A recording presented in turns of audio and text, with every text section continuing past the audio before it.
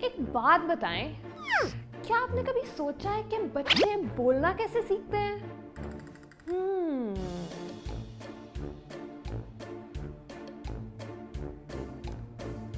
हाँ, वो अपने अम्मी अब्बू या अपने इर्द गिर्द के लोगों को कॉपी करते हैं और बिल्कुल उन्हीं की तरह बोलने की कोशिश करते हैं। शुरू में बहुत सारी गलतियां भी करते हैं, लेकिन ये गलतियां कर करके और बोल बोल के कभी ना कभी जाके उनको बिल्कुल ठीक से बोलना आ ही जाता है। कहने का मतलब ये है कि कोई भी नई जुबान सीखने का बिल्कुल यही तरीका है, यानी एक्सपोजर टू लैंग्वेज, यानी अपने आप को इस नई जुबान से सराउंड करना, अपने इर्द गिर्द इस जुबान को देखना और सुनना इस जुबान को सही से सीखने के लिए बहुत ज़्यादा ज़रूरी है। फ़र्ज़ करें कि मैं इंग्लिश लैंग्वेज सीखना चाहती हूँ, तो इसके लिए मैं इंग्लिश की मूवीज़ देख सकती हूँ, कार्टून्स देख सकती हूँ, इंग्लिश न्यूज़ चैनल्स को सुन सकती हूँ। इसके अलावा मैं इंग्लिश न्यूज़पेपर पढ़ सकती हूँ, मुख्तलिफ इंग्लिश की किताबें पढ़ सकती हूँ। लेकिन इसके अलावा भी हम अपने इर्द गिर्द इंग्लिश को बहुत सारी जगहों पे देख सकते हैं। फॉर एग्ज़ाम्पल पैकेजिंग, यानी चिप्स के पैकेट या जूस के डब्बे, दूध के डब्बे, उनके लेबल्स पर इंग्लिश होती है। इसी तरह दवाइयों के लेबल्स पर भी इंग्लिश होती है। साइन बोर्ड या फिर दुकानों के ऊपर जो बोर्ड लगे होते हैं उनके ऊपर भी इंग्लिश होती है। तो इन सब तरीक़ों से हम अपने आप को इंग्लिश लैंग्वेज से एक्सपोज कर सकते हैं। आपको एक मज़े की बात बताऊं, अगर आप रोज़ाना किसी भी इंग्लिश बुक या न्यूज़पेपर के सिर्फ 10 पेजेस भी पढ़ लेंगे, तो आपकी इंग्लिश की रीडिंग और राइटिंग सिर्फ 3 महीने के अंदर अंदर बहुत ज़्यादा इम्प्रूव हो जाएगी।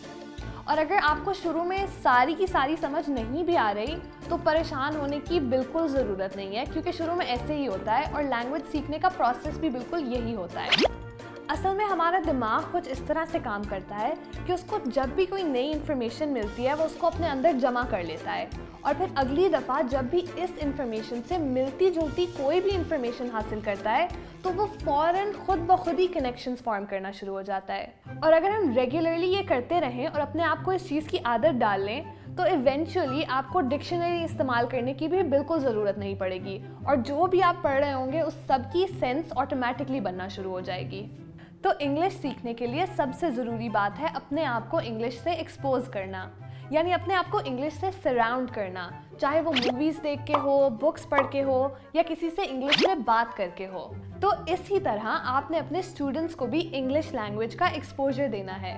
क्लास के अंदर तो जो लैंग्वेज और ग्रामर आप उनको सिखाते हैं वो ठीक है, लेकिन अगर आप चाहते हैं कि आपके स्टूडेंट्स इंग्लिश लैंग्वेज में फ्लुएंटली कम्युनिकेट करें, यानी बातचीत कर सकें, तो इसके लिए बहुत ज़रूरी है कि आप उनको इनकरेज करें कि वो क्लास के बाहर भी इंग्लिश लैंग्वेज से इंटरैक्ट करें। तो इसके लिए मैं आपको कुछ आइडियाज़ देती हूँ। ये बात तो सबको पता है कि बच्चों को लैंग्वेज सिखाने का एक सबसे आसान तरीका है उनको स्टोरी बुक्स पढ़वाना। तो आप अपने स्कूल में या अपनी क्लास में एक लो रिसोर्स लाइब्रेरी बना सकते हैं। इसके लिए आपको सबसे पहले ऑब्वियसली स्टोरी बुक्स चाहिए होंगी। तो अगर आपके घर में कोई एक्स्ट्रा स्टोरीज़ हैं, या आप अपने फ्रेंड्स, फैमिली, रिश्तेदारों से भी कह सकते हैं कि अगर उनके पास कोई एक्स्ट्रा बुक्स हैं जो वो डोनेट करना चाहते हैं तो वहाँ से आप ले लें, या फिर आप अपनी इर्द गिर्द कोई ओल्ड बुक शॉप है अगर, तो वहाँ से सेकेंड हैंड बुक्स भी ले सकते हैं।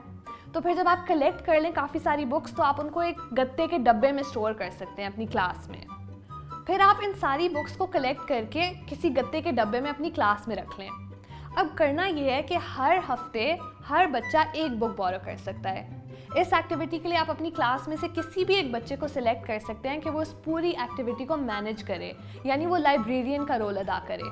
तो ब्रेक टाइम में आप अपने गत्ते का डब्बा लेकर जा सकते हैं और बच्चों की लाइन बना के उनको कह सकते हैं कि हर बच्चा आके एक बुक सिलेक्ट कर सकता है, और जो लाइब्रेरियन है, यानी जो बच्चा हमने सिलेक्ट किया है इस काम को मैनेज करने के लिए, वो इस किताब का नाम लिखेगा, बच्चे का नाम लिखेगा, उनकी क्लास का नाम लिखेगा, और ये चीज़ रिकॉर्ड कर लेगा अपने पास।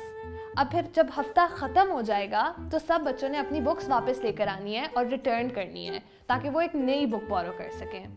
जब मैं स्कूल में पढ़ाती होती थी तो मैंने भी अपने स्टूडेंट्स के साथ बिल्कुल यही एक्टिविटी की थी। मैं उन्हें कहती थी ब्रेक टाइम में हर बच्चा अपनी स्टोरी बुक में से एक लाइन पढ़ेगा, और ये बच्चों की फेवरेट एक्टिविटी होती थी, उनको बहुत मज़ा आता था। और फिर 1 महीने के अंदर अंदर बच्चों की इंग्लिश की रीडिंग और राइटिंग बहुत ज़्यादा इम्प्रूव हो गई थी और उनको सारी स्टोरी समझ में भी आना शुरू हो गई थी। तो आप भी अपने स्कूल्स में और अपनी क्लास के साथ करके देखें और मुझे पूरा यकीन है कि बच्चों की रीडिंग और राइटिंग बहुत ज़्यादा इम्प्रूव हो जाएगी। इसके अलावा आप एक और काम भी कर सकते हैं। आप अपने स्टूडेंट्स को कह सकते हैं कि वो एक वीकली डायरी मेंटेन करें। ये डायरी वो किसी भी कॉपी को लेके उसको खूबसूरत सा डेकोरेट करके उसमें कलरफुल पेजेस लगा के या फिर ख़ुद से पेजेस को इकट्ठा करके एक डायरी भी बना सकते हैं। उनको ये बनाने में भी बहुत मज़ा आएगा। तो फिर आपने उन्हें कहना है कि हर हफ्ते हर रोज़ उन्होंने घर जाकर अपने ख़यालात या अपने दिन के बारे में उस डायरी में कुछ लिखना है। और ये डायरी आपको चेक करने की ज़रूरत नहीं है, लेकिन आपने सिर्फ इस चीज़ का ध्यान रखना है कि बच्चे उस डायरी में रोज़ कुछ ना कुछ लिख रहे हैं।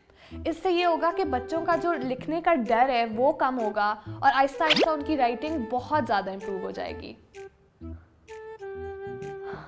तो अगर आप भी चाहते हैं कि आप और आपके स्टूडेंट्स इस तरह फरफर अंग्रेज़ी बोलें, तो आज की ट्रेनिंग में आपने जो भी सीखा है उसको अपनी क्लास में और अपनी ज़िंदगी में इम्प्लीमेंट करना ना भूलिएगा।